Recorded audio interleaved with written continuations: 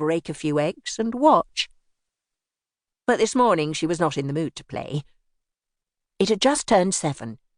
The house was still in darkness, just a hint of light piercing the dark horizon sharp as a pin, at that line between what should be sea and sky.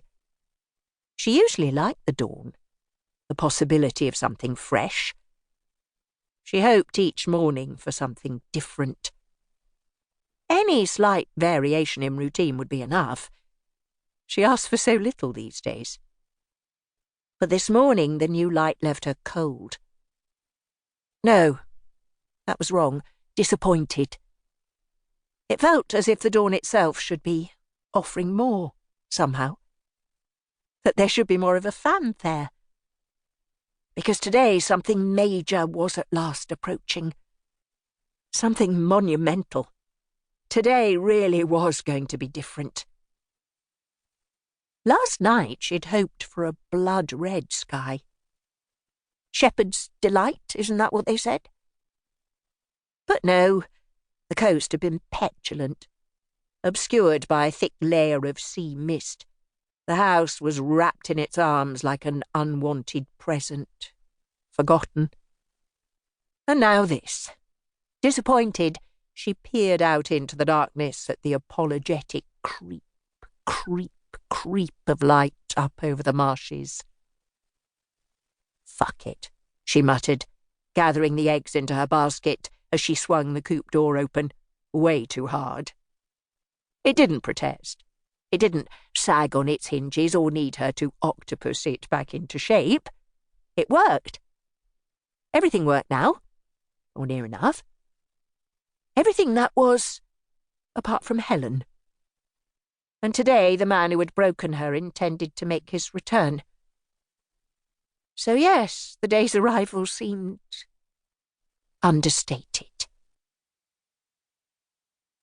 Back in the kitchen, Helen was pleased to find herself alone. It wasn't always the case. Sometimes there would be a presence in there, a hangover from the past eager to get under her skin. But today, not so. The kitchen was empty, the air thick with a heavy warm mix of Arga and dogs. Helen put the eggs in the tray she kept on the dresser. The day's routine had begun. With or without a decent fanfare of arrival, the usual fences would need to be jumped. She could do it all with her eyes shut. She took her wash bowl from the side, placing it in the Belfast sink to fill. Holding her age-wrinkled hand under the tap as she tested for the right temperature. The movements were automatic, distilled into a graceful art from constant repetition. From upstairs she could make out the usual heavy sounds of Tim, her husband, waking. Tim was not a big man, yet when he woke, he seemed always to have gained a few extra pounds, as if gravity had caught up with him overnight. Perhaps it was the age difference. He was a decade ahead of her. Or maybe, Helen thought to herself, gravity sticks to us as we grow older. From her own experience, this seemed a reasonable observation. The bed was certainly getting harder to extricate herself from in the mornings, and sometimes, just sometimes, when she sat in a chair, she could barely get the momentum to stand. Gravity, or lethargy, or perhaps the sense of hopeless, endless inevitability, had to be at the root of this gradual slowing.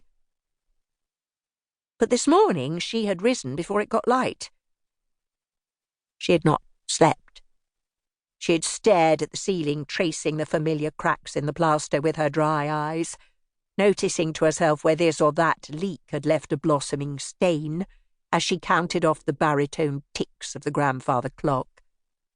Today, everything would become clear. She shut off the taps. The bowl was full enough.